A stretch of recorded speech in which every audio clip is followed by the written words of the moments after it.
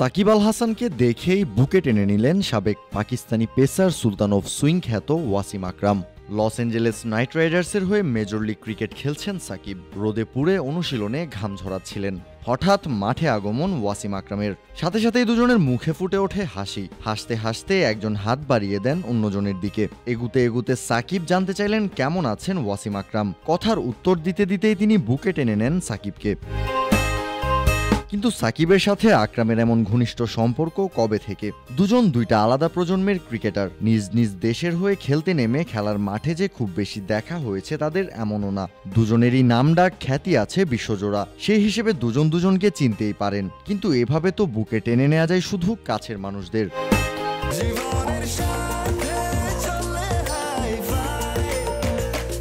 স্বাস্থ্যকর all time honeycomb, সব সময় all time healthy life.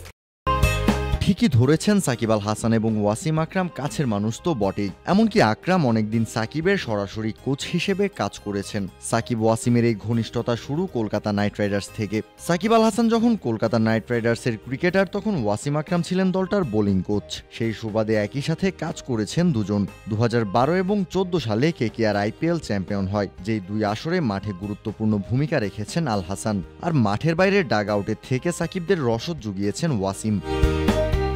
Major league ক্রিকেটের দল লস অ্যাঞ্জেলেস নাইট রাইডার্স আর কলকাতা নাইট রাইডার্স দুই দলেরই মালিকানায় আছেন নাইট রাইডার্স গ্রুপ। তাই সাকিব যেমন কলকাতার ছেলে, তেমনি এলে নাইট রাইডার্সের সবকিছু তার বেশ পরিচিত। আর বহুদিন পর নিজের সাবেক কোচকে পেয়ে যেন ষোলকলা পূর্ণ হলো সাকিবের। ওয়াসিম আকরামও যেন ভীষণ খুশি নিজের শিষ্যকে কাছে পেয়ে।